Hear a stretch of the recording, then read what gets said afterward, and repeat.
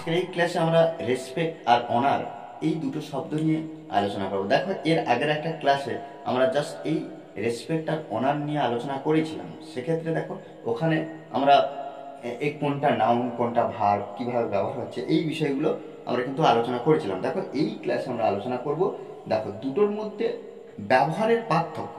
দেখো, সূক্ষ্ম পার্থক্য একটু বুঝে নিতে হবে। দেখো, আমি বাংলাতে আমি সহজভাবে বলার চেষ্টা করেছি, অবশ্যই মন দিয়ে একটু বিষয়টা একটু বোঝার চেষ্টা করুন। ওকে, দেখো, রেসপেক্ট কি? সম্মান বা শ্রদ্ধা, ঠিক আছে। আর অনারটা কি? মর্যাদা, মর্যাদা আর সম্মান, ঠিক আছে। মর্যাদা আর সম্মান দুটোর ক্ষেত্রে কিন্তু এই যে অর্থের দিক থেকে কিন্তু খুব একটা পার্থক্য নেই। এবারে আমরা বিষয়টা একটু দেখে নেব। রেসপেক্ট মানে কাউকে শ্রদ্ধা করা বা মূল্যায়ন করা। কি শ্রদ্ধা করা বা মূল্যায়ন করা? সেটা কি হতে পারে? তার গুণ হতে পারে, তার জ্ঞান হতে পারে, তার বয়স অনুসারে কিন্তু আমরা সেক্ষেত্রে রেসপেক্ট করতে পারি। অর্থাৎ বয়স অনুসারে, আবার কি অভিজ্ঞতা। ভালো করে একটু বিষয়টা আমাদেরকে বুঝতে হবে। কি তাহলে শ্রদ্ধা করা বা মূল্যায়ন করা, সেটা এই যে শ্রদ্ধা করা বা মূল্যায়ন কার উপরে? না তার গুণ, তার জ্ঞান, তার বয়স বা অভিজ্ঞতার উপরে।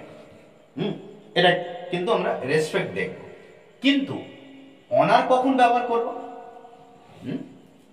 তার দেখো কীর্তি বা মহত্ব, তার কীর্তি বা মহত্ব, বিশেষ অবদান, বিশেষ যদি অবদান থাকে সেক্ষেত্রে আমরা অনার ব্যবহার করব, বা এই যে মর্যাদা বা স্বীকৃতি দেব, মর্যাদা বা স্বীকৃতি দেব। তাহলে দেখো, দুটোর ক্ষেত্রে কিন্তু আলাদা বিষয় হলো। দেখো, কাউকে তার কীর্তি, তার মহত্ব বা বিশেষ অবদান।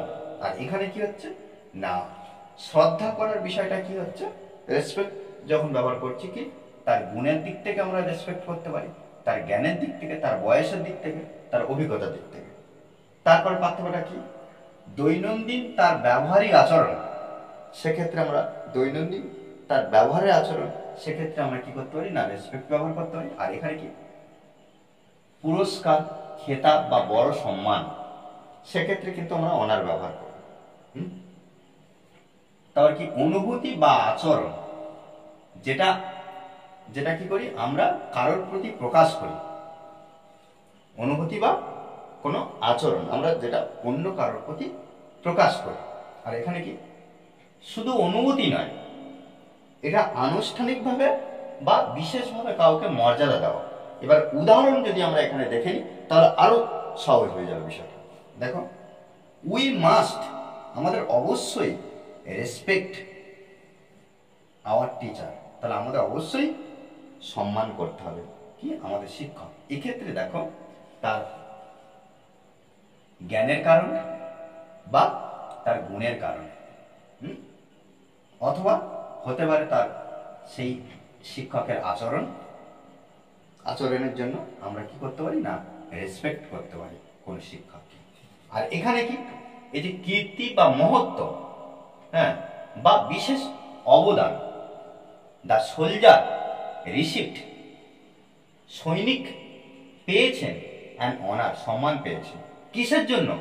ফর হিজ ব্রেভারি, অর্থাৎ তার কোনো কীর্তি বা মহৎ, এই যে সাহসিকতা, কোনো একটা কাজ করেছে, সেই কাজের মধ্য দিয়ে তার কীর্তি বা তার মহত্ব ফুটে উঠেছে। সেক্ষেত্রে কিন্তু আমরা এখানে অনার ব্যবহার করছি, আর রেসপেক্ট এখানে ব্যবহার করব না।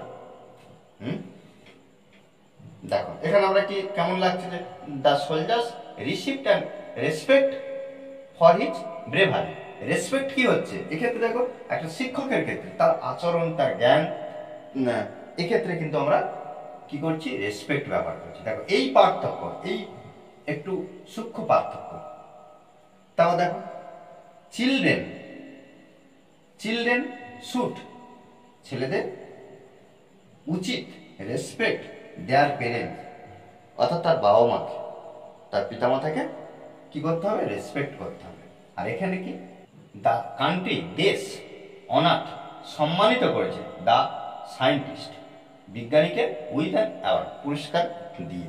তাহলে এই যে বিজ্ঞানীকে একজন কি তার তার কোনো মহৎ কাজের জন্য বা তার কোনো একটা কীর্তির জন্য কি করেছে, বা তার এই দেখো পুরস্কার বা খেতাব, হ্যাঁ এক্ষেত্রে কি করছি না বড় সম্মান, এক্ষেত্রে দেখো আমরা অনার ব্যবহার করছি। এক্ষেত্রে কিন্তু আমরা সহজভাবে কিন্তু এইগুলো আলাদা আলাদাভাবে ব্যবহার করতে পারবো, এটাই পার্থক্য, আর কিছু নেই, আর কিছু বোঝার দরকার নেই। এই জিনিসগুলো এই বাংলাগুলো একটু বুঝে নিলে আমরা দুটোর ক্ষেত্রে কখন অনার ব্যবহার করব, কখন রেসপেক্ট ব্যবহার করব, অলরেডি আমাদের ব্যবহার করতে করতে স্পোকেন ইংলিশে ব্যবহার করতে করতে আমাদের অলরেডি চলে আসবে। আর এর আগের ক্লাস আমরা আলোচনা করেছি যে এই যে রেসপেক্ট একটা নাউন বা ভার, হ্যাঁ আবার অনারটা একটা কিন্তু নাউন বা ভার, দুটো কিন্তু নাউন বা ভার। সেক্ষেত্রে কিন্তু কখন কিভাবে ব্যবহার হচ্ছে সেই বিষয় নিয়ে ডিটেলস আমরা আলোচনা করেছি। আর এই ক্লাসটা আমরা এই বিষয়গুলো দেখলাম, এটা কিন্তু আমাদের খুব সহজভাবে একটু বুঝে নিতে হবে, বারবার এই জিনিসগুলো দেখতে হবে। ওকে, আর এই ক্লাসটি যদি ভালো লাগে অবশ্যই লাইক করুন স্যার, আর যারা এখনো পর্যন্ত এই চ্যানেলটি সাবস্ক্রাইব করেননি তারা অবশ্যই চ্যানেলটি সাবস্ক্রাইব করে পাশে থাকবেন। Okay, thanks for watching this video.